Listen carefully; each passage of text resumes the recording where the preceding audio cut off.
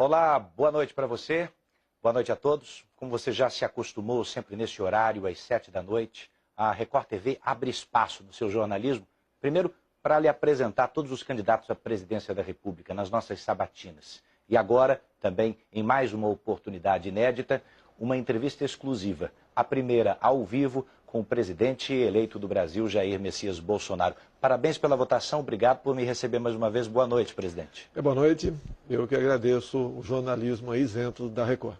Obrigado, Eduardo. Presidente, o senhor foi responsável pela primeira derrota em 20 anos do Partido dos Trabalhadores numa eleição presidencial. Mais cedo, o candidato derrotado Fernando Haddad divulgou nas redes sociais uma mensagem de boa sorte ao senhor. Minha pergunta é simples. Qual vai ser a sua relação com o contraditório, com a oposição, com quem pensa diferente do senhor?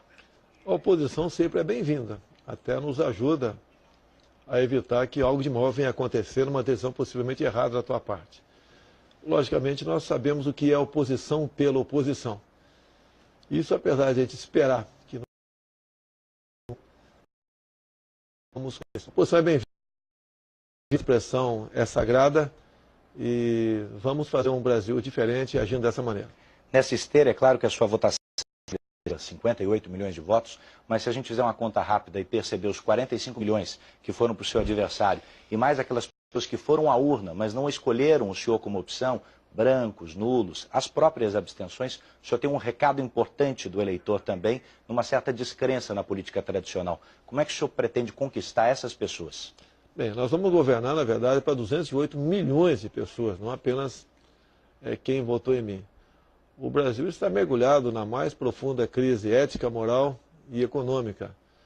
E não vai ser uma pessoa ou um partido que vai tirar o país dessa situação. Precisamos do apoio de todos. Não queremos fazer nada que venha a prejudicar ainda mais quem quer que seja no Brasil. E assim sendo, eu apelo ao entendimento de todos para que nos apoie, dê sugestões e quem esteja, porventura, no parlamento, ajude a aperfeiçoar essas ideias, porque o que está em jogo é o nosso Brasil. Estamos todos, sem exceção, no mesmo barco. Nesse quesito, o senhor tem um parlamento renovado, como há muito não se via, uma renovação histórica tanto na Câmara quanto no Senado. Como conversar com esses novos políticos, muitos deles nunca tiveram uma carreira política antes, sobre a sua pauta para o país?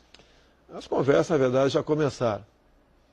É muito parlamentar novo, vários partidos já veio conversar comigo e tem conversado por aí também sobre a situação que se encontra o Brasil. Muitos, até de outros partidos, foram eleitos por estarem me apoiando. Quer dizer, o nosso nome ajudou a eleger não só uma grande bancada para o PSL, bem como parlamentares de outros partidos. E semana que vem, sim, estaremos em Brasília e buscaremos, junto ao atual governo, Michel Temer, aprovar alguma coisa no que está em andamento lá, como a reforma da Previdência, se não num todo, em parte do que está sendo proposto, porque evitaria problemas para o futuro governo, no caso, seria eu. Então, e também vamos buscar maneiras de evitar novas, ditas pautas bombas, que nós estamos com um déficit monstruoso e não podemos aumentar esse déficit ainda mais para a partir do ano que vem, sob o risco do Brasil entrar em colapso. Não queremos isso daí. Bom, entre as questões que o governo Temer parece ter valiosas, tem o teto de gastos, que está em vigor, que, segundo muitos, engessa, inclusive, investimentos futuros. O senhor é simpático com a manutenção do teto como ele está? Olha, seria até dispensável a questão do teto, porque já estamos, nossa economia já está deficitária. Então não adianta você, por exemplo, querer revogar a emenda constitucional do teto, porque você não tem como investir mais no Brasil. O teto, no meu entender, é importante. E se puder ser aperfeiçoado, será bem-vindo. Agora, na verdade, o que nós precisamos é destravar a economia do Brasil. Nós devemos desburocratizar, desregulamentar, buscar maneiras que os investidores, os empreendedores, os patrões, os empresários, os comerciantes tenham meios de empregar gente sem tanta burocracia, porque somente dessa forma você pode movimentar a nossa economia. Outras medidas se farão presentes. Se você, por exemplo, tiver um bom resultado no começo na questão da segurança, por si só a economia é ajudada nesse setor também. No seu discurso ontem, o senhor disse que o Estado precisa dar um passo atrás, precisa diminuir de tamanho. Como o senhor pretende fazer isso? Como olhar para a esplanada dos ministérios a partir do dia 1º de janeiro e realocar, fundir secretarias, diminuir o tamanho do Estado? Você tem que dar o exemplo para você poder cobrar alguma coisa. Hoje em dia, você perguntar para qualquer um do povo, com todo respeito, até você, dificilmente você vai dar o nome de 8 ministros. Você não os conhece. E nós queremos, ao diminuir esse tamanho do Estado, evitar o toma lá da cá, porque há uma pressão muito forte do parlamento para só apoiar o governo agindo dessa maneira. Nós sabemos onde isso vai acabar. Acaba na ineficiência do Estado e na corrupção. E nós não queremos isso daí.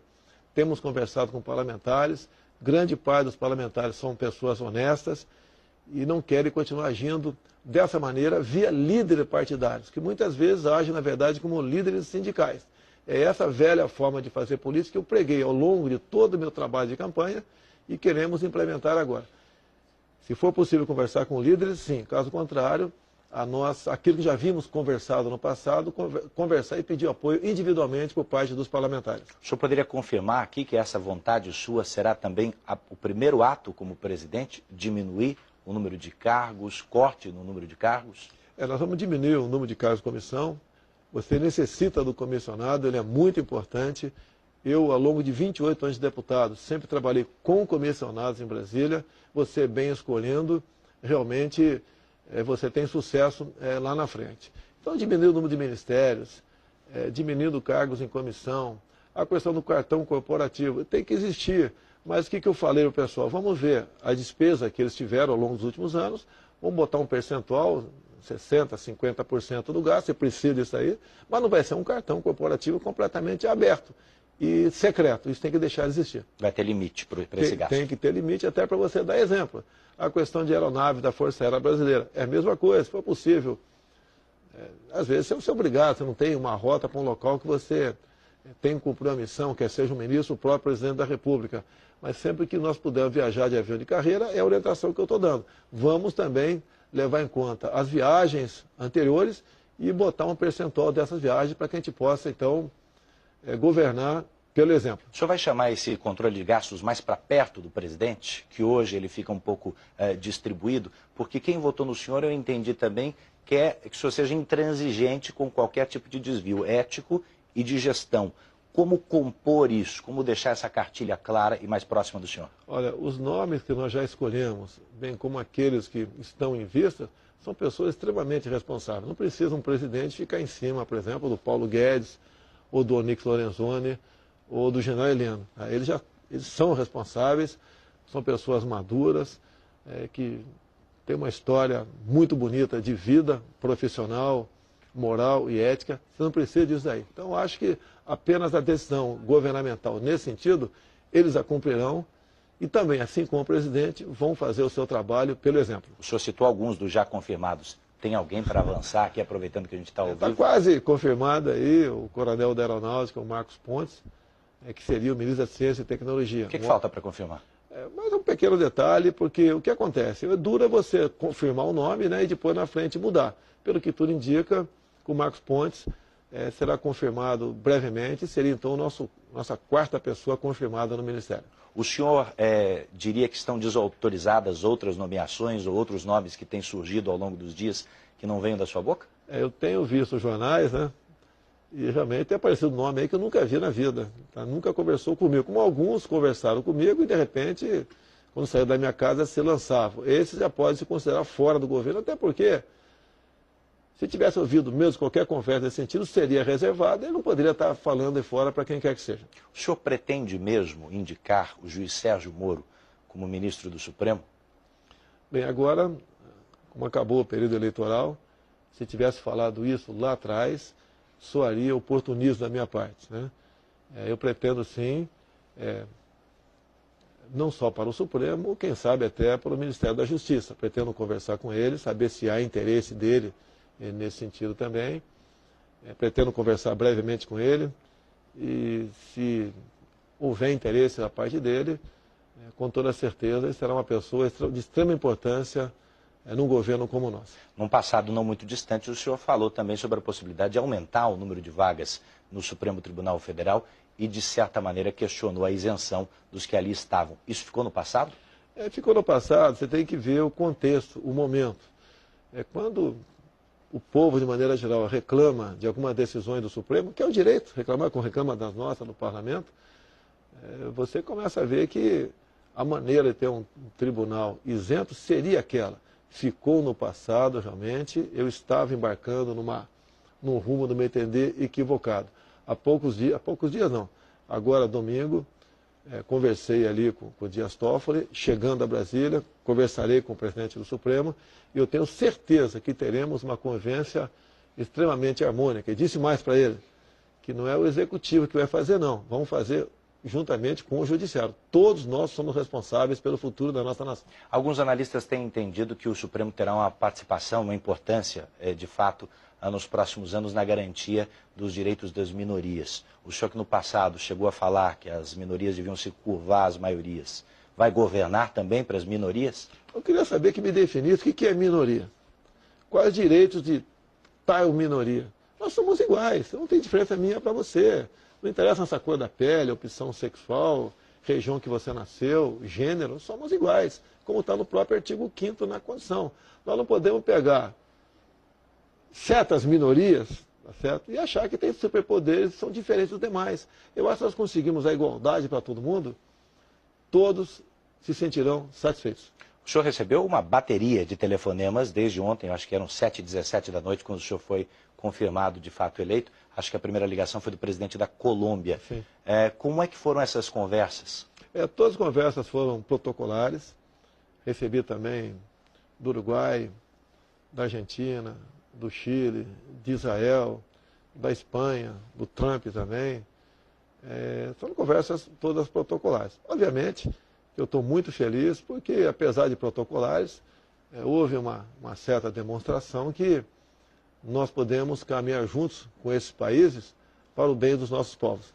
Paulo Guedes, seu principal assessor econômico, futuro ministro, disse ontem que Mercosul não é prioridade. O senhor concorda com ele? Qual é o seu aceno para os nossos irmãos de fronteira? Paulo Guedes foi até além, né? Está vendo como tem algo em comum com o presidente? Porque ele se soltou.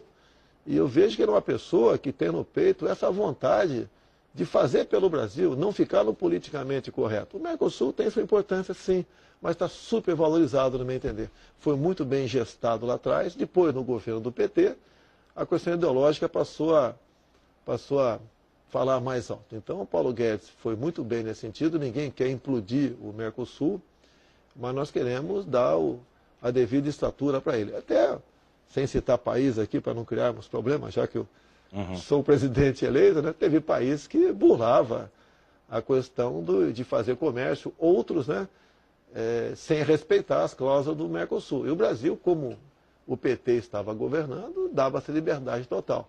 Então, o que nós queremos, a ideia do Paulo Guedes, é minha também, nos livrarmos de algumas amarras do Mercosul. Você pode ver, até pela cláusula democrática, nunca a Venezuela poderia ter entrado no Mercosul.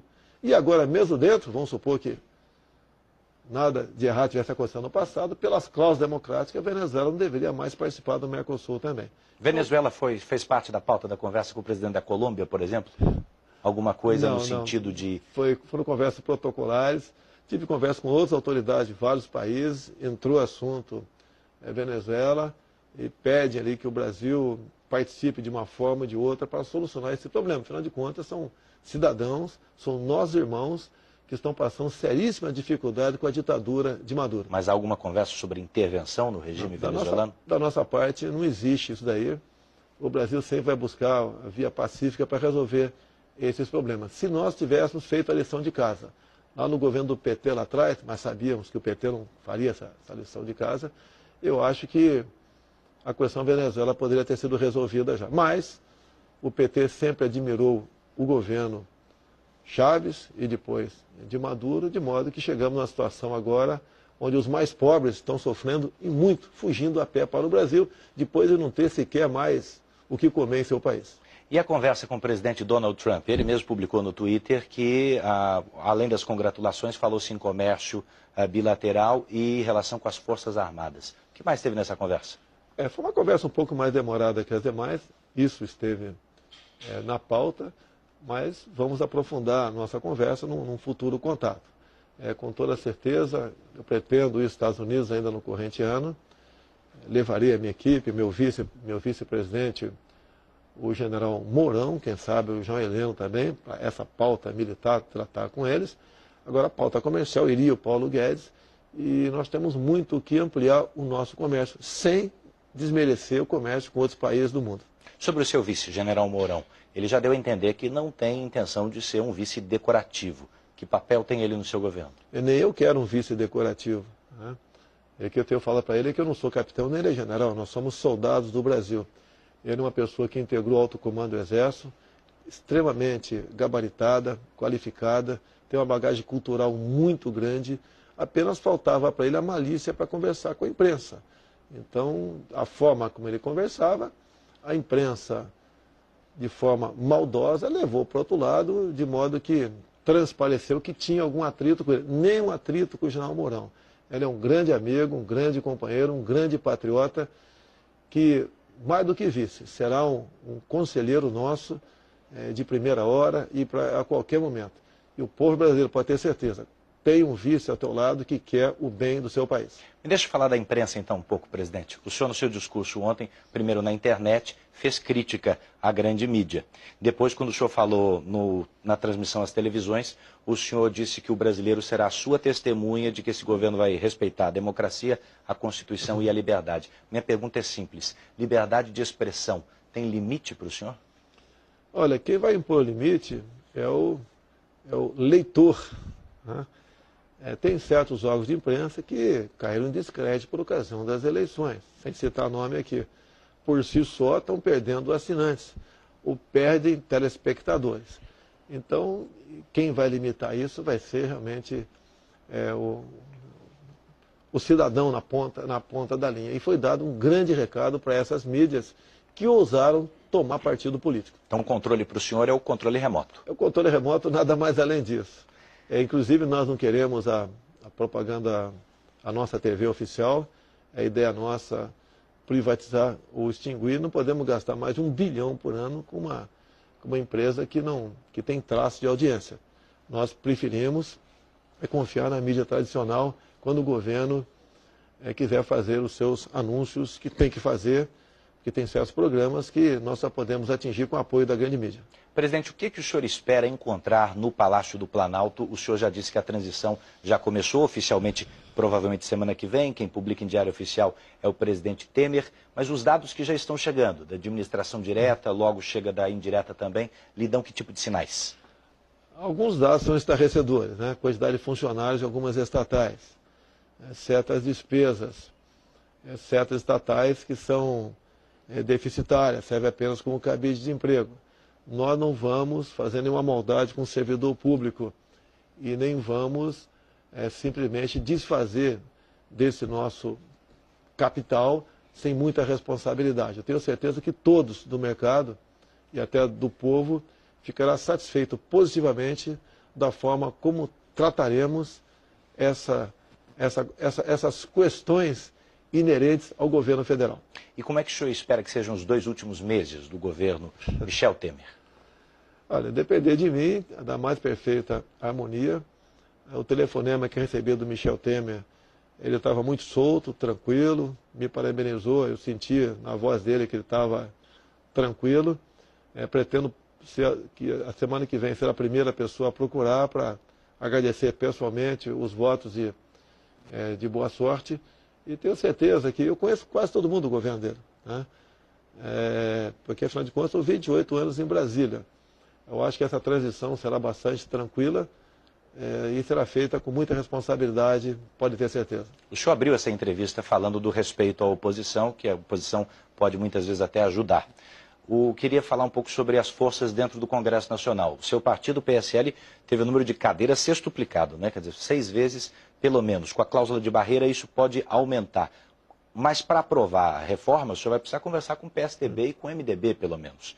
Como vai ser essa busca pela governabilidade, inclusive com a oposição? É que eu tenho falado, né? A questão da mesa diretora. Geralmente o presidente não se mete nessa questão, porque senão ele ganha inimigos eternos lá dentro. O que eu tenho falado para a minha bancada é que eu gostaria que nós não lutássemos pela presidência da Câmara. Oferecesse para um outro partido ali, não tem mais partido grande no momento, né? E assim fosse a distribuição dos demais cargos da mesa diretora. Seria um início, né, um gesto de humildade da nossa parte, que nós queremos que todos participem do governo. Mas alguns dos recém-chegados do seu partido ao Congresso Nacional têm essa sede, essa vontade já de buscar lideranças. Como vai ser essa desmobilização de ânimos agora? O que eu entendo é que, pela minha experiência de parlamento, as vagas da mesa devem ser ocupadas por quem já tem um mandato. O meu partido, se não me engano, dos 52, são 46 novos. Não deixam de ser pessoas competentes. Mas eles têm que entender que, pela governabilidade, seria bom nós aqui diversificarmos entre os partidos os cargos da mesa diretora. É simples, assim como o senhor pregou durante toda a campanha, fazer política com o Congresso sem oferecer algo em troca? Olha, eu cheguei a ter 8 ou 9 reuniões com um grupo de parlamentares. Chegamos a ter um pouco mais de 120 que concordaram com aquilo que nós estávamos propondo. Porque eu viajei o Brasil todo e comecei a levantar os problemas regionais, estaduais, os problemas de bancadas e como resolvê-los sem dinheiro. Isso tudo era colocado na mesa nessas reuniões e 95% dos parlamentares concordaram com todas aquelas propostas, apenas 5% não concordava. E assim sendo, a gente pretende botar um pacotão de medidas que vai atender o agronegócio, a agricultura familiar, vai atender a segurança jurídica que o homem do campo precisa, atende a questão da segurança pública para que nós possamos exercer de fato o legítimo direito à defesa, atende as Forças Armadas, quando se fala em retaguarda jurídica, atende os nossos policiais civis, militares, federais. Então esse pacotão de medida, todos se beneficiam. E uma vez todos se beneficiando, o Brasil fica melhor para todo mundo. O que eu tenho colocado na cabeça dessas pessoas, e eles concordam, eles têm também dado muitos conselhos para mim que são muito bem-vindos, é que o Brasil estando bem, nós estaremos bem. E não um partido, um político estando bem, é que o Brasil estará melhor. Pelo que eu estou entendendo, o senhor quer levar os votos, os 58 milhões, para a mesa de negociação quando for falar com esses parlamentares, para chamá-los para essa conduta. Mas, por exemplo, só para cristalizar, o senhor é favorável à manutenção do atual presidente da Câmara no cargo, então, à recondução? Não, eu não posso falar que eu sou... Tem vários nomes ali, né? Eu vi o João Campos, por exemplo, de Goiás, já se lançou candidato, o Alceu Moreira do Rio Grande do Sul, o Jacobo, que faz parte da mesa, entre outros que vão aparecer. Um presidente não pode entrar nessa briga. O que eu tenho dito ao meu partido que gostaria que houvesse uma compreensão, o PSL ocupasse uma função na mesa, não a função de presidente da mesa. Isso eu falei que eu gostaria, então o tempo verbal não é afirmativo aqui, para que nós possamos realmente ter mais gente responsável pelo futuro, pela condução das propostas que queremos aprovar no Parlamento. Eu vi que o senhor respondeu a mensagem que recebeu do candidato derrotado Fernando Haddad. Em relação aos outros postulantes à presidência, o senhor pretende procurar também Ciro, Marina, Alckmin? Eu converso com eles, né? Apesar da campanha de um e de outro ser bastante agressiva, e não foi agressiva de forma construtiva, né? Foi para tentar a minha desconstrução. Eu relevo isso tudo e estou pronto a conversar com qualquer um deles. O presidencialismo de coalizão, como é chamado, ele parece ter se transformado, e a gente falava disso agora, no presidencialismo de cooptação ou de corrupção. O senhor acredita que a lua de mel, que dizem que sua com o Congresso será mais curta, será suficiente para dar o tom dessa conversa? Olha, eu tenho 28 anos de parlamento, me dou bem com 95% dos parlamentares. Eles acreditam em mim. Eles têm consciência que foi essa campanha, né? Como é que nós, do nada, chegamos lá. Quem não queria estar na minha situação, uma vez sendo político? Então, em parte, esse exemplo, muitos querem seguir. Entendo que os mais novos querem seguir este caminho. Eu costumo fazer até uma brincadeira, né? Todos nós queremos conversar com o Sérgio Moro um dia, mas não em Curitiba. Eu acho que isso calou e vem calando na consciência dos parlamentares. Se bem que eu ouso dizer que a maioria são pessoas honestas, são decentes e querem o bem do Brasil. Mas, muitas vezes, se acomodam com os líderes que não estão muito bem intencionados. Então, é esse paradigma que a gente vem quebrando ao longo do tempo e espera que, dessa forma, nós venhamos conseguir a maioria de modo que o Brasil seja melhor para todos nós. Entre as pautas que o senhor já tem colocadas e colocou durante a campanha está uma revisão do Estatuto do Desarmamento. Durante a campanha eleitoral, isso foi compreendido por alguns como arma distribuída para a população, possibilidade de andar armado, né? Porte. Mas o senhor pode explicar que revisão é essa? Olha só, tivemos um referendo em 2005, onde 2/3 da população decidiu pelo direito de comprar armas e munições. Então temos que respeitar a vontade popular. O governo é do PT e foi desrespeitado. Ou seja, um dos dispositivos lá do Estatuto do Desarmamento diz que você tem que comprovar a efetiva necessidade para comprar uma arma de fogo. E quem decide isso aí é a Polícia Federal, que é orientada pelo Ministério da Justiça e até mesmo pelo próprio Presidente da República. Esse poder subjetivo do delegado da Polícia Federal nessa hora vai diminuir, se não, do senhor? A orientação nossa é que a efetiva necessidade está comprovada pelo estado de violência que vive o Brasil. Nós estamos em guerra, todo mundo diz isso aí, vocês da imprensa mesmo dizem isso aí. Agora nós queremos mexer na lei isso aí. E também diminuir, em vez de 25 para 21 anos de idade. E mais ainda, dar o porte definitivo para o cidadão. Não podemos, periodicamente, de 3 em 3 ou de 5 anos, a posse de arma de fogo para o cidadão. Porque vira um IPVA das armas. Não podemos criar mais um encargo para quem quer ter uma arma dentro da sua casa para defender a integridade da sua família. Mas a arma, então, é dentro de casa, dentro da propriedade rural, para proteger-se? A posse de arma de fogo, sim. Agora, o porte de arma de fogo tem que ser flexibilizado também. Eu fico pensando, por que um caminhoneiro não pode ter a posse de arma de fogo? Imagine, se coloca a situação do caminhoneiro que dormiu num posto, um sono pesado, acorda no dia seguinte, não tem nenhum step mais no seu caminhão. Então, você casar isso com excludente de ilicitude, que eu digo que é em defesa da vida própria de terceiro, patrimônio próprio de terceiro, pode ter certeza que a bandidagem vai diminuir, porque um caminhoneiro armado, ao reagir, alguém estiver furtando ou roubando o seu estepe, ele vai dar um exemplo para a bandidagem. É o seguinte, olha, ele atirou, o elemento foi abatido, em legítima defesa, ele vai responder, mas não tem punição. Vai diminuir a violência no Brasil com toda certeza. Inclusive, dados a estatística, você vê, quando aumenta o número de auto-resistência por parte da Polícia Militar, a violência diminui naquela região. Mas, presidente, a Procuradoria-Geral da República já se posicionou contrária a essa flexibilização, porque para saber se de fato ele se defendeu legitimamente, precisa haver uma investigação. Não, eu digo, você responde, mas não tem punição. Logicamente, não tem punição se foi realmente estava furtando, né, roubando, ameaçando a vida de terceiro. Nós temos, se alguém entra na tua casa hoje em dia, mesmo você com uma arma legal, se você dá vários tiros naquela pessoa, ela acaba não morrendo, você responde por tentativa de homicídio, o outro responde por invasão do domicílio. Devemos acabar com isso aí. Um caso claro, típico, que a gente mostra que tem muita coisa errada no Brasil, é o caso do Ana Hickman, onde um elemento entra no hotel, dá 2 tiros numa mulher, o cara da Ana Hickman rola com o cara, com a arma do cara, né, dá 3 tiros na cabeça dele, e o Ministério Público de Minas Gerais está o tempo todo querendo colocá-lo em tribunal de júri por excesso. O senhor não tem receio que essa arma que o cidadão pode vir a ter com mais facilidade em casa seja levada para dentro do carro, para a escola, para uma discussão de trânsito e nós tenhamos incidentes maiores? Olha, se for pensar dessa maneira, vamos proibir dirigir carro no Brasil. Tá? Quem tiver uma arma vai ser responsabilizado por ela, né? Porque se ela cair na mão de terceiro, vai ser responsabilizado, a não ser que ele participe antes e se extravie o furto dessa arma. Agora, quem quer fazer a maldade não precisa comprar arma no mercado. É fácil no mercado paralelo, no mercado negro, você conseguir uma arma de fogo. Nós devemos abandonar o politicamente correto, achar que todo mundo desarmado, o Brasil vai ser melhor. Não vai ser melhor. Eu gostaria, estou vendo aqui várias pessoas aqui, não sei se tem alguém armado, mas se tivesse 3 ou 4 armados, teria certeza absoluta que não entraria um maluco por aquela porta e faria uma maldade aqui dentro. A arma de fogo, mais que garantir a vida de uma pessoa, garante a liberdade de um povo. Este está entre os seus principais ou primeiros atos como presidente?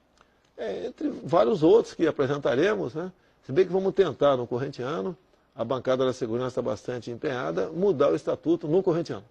Ok. Presidente, dias antes, para mais um assunto apimentado aqui, dias antes da eleição, uma semana antes, o senhor falando para a multidão, chegou a falar que vai fazer uma faxina e esses marginais, disse o senhor de vermelho, serão banidos. O que isso significa na prática a partir de 1º de janeiro?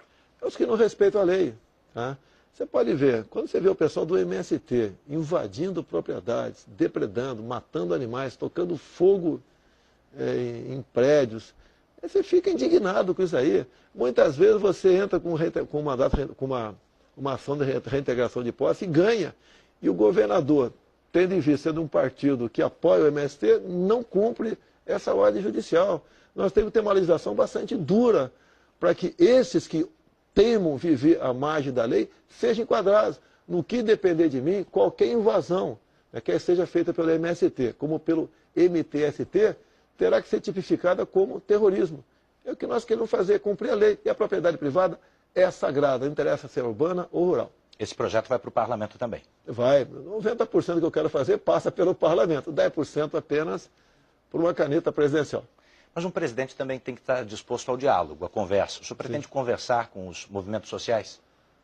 O movimento social que invade, que depreda, que faz essa barbaridade que é o MST, eu acho que não tem que conversar com eles. Tá certo? Ele tem que se enquadrar a lei, deixar de praticar esses atos. Hoje em dia o fazendeiro vive aterrorizado por esses que invadem a sua propriedade. E não devia ser assim, devia ser o contrário. Por isso que eu quero armar o fazendeiro. Ele tem que ter o poder de reagir. Assim como invadir uma propriedade rural é crime, invadir um apartamento, uma casa também é crime. Para a saúde pública, presidente, o senhor vai manter ou vai extinguir o programa Mais Médicos? Da forma como está, ele vai ser alterado. Em qualquer lugar do mundo, se você for médico, for querer trabalhar lá, você faz uma prova do Revalida. Você tem que fazer a mesma coisa aqui no Brasil. Agora, o programa Mais Médicos, criado pelo PT, foi para atender, em parte, a ditadura cubana. Em torno de 1 bilhão e 200 milhões de reais por ano vão para a ditadura cubana. E mais ainda, fala-se muito em direitos humanos. Pegue uma médica, uma profissional que está com jaleco de branco cubana, pergunta se tem filhos. Ela geralmente responde que tem. Onde estão? Estão em Cuba. Então a cubana não pode trazer seus filhos menores para o Brasil, além de 75% do seu salário ser confiscado para atender a ditadura cubana. Para fazer tudo isso, o senhor tem um enorme desafio, que é o ajuste fiscal do governo. Paulo Guedes já falou que para isso quer acelerar privatizações para fazer caixa, impedir que o governo continue gastando mais do que arrecada. Por onde começaria essa linha de privatizações? Olha, pelas deficitárias. Tá? Nós temos que ter responsabilidade em privatizações. Ali tem servidores. Tem algumas estatais que não vão bem das pernas exatamente pelas indicações políticas. Então, nós faremos essas indicações que não serão políticas. As estatais têm que cumprir as suas metas. Se não cumprir, você tem que realmente partir para uma privatização, com toda a certeza. Agora, mesmo assim, eu acho que tudo aquilo que não for função do Estado, nós temos que, com responsabilidade e com um modelo justo, partir para a privatização. Eu quero agradecer muitíssimo essa entrevista e lembrar que esses milhões de votos também se transformaram em votos de responsabilidade Sim. E confiança no senhor. Quero agradecer. Já estou ficando uma fisionomia de mais velho, reparou? É verdade. Muito obrigado mais uma vez pela entrevista. Uma boa noite e sucesso para o senhor. Obrigado. Bem, eu agradeço a sua companhia até aqui nessa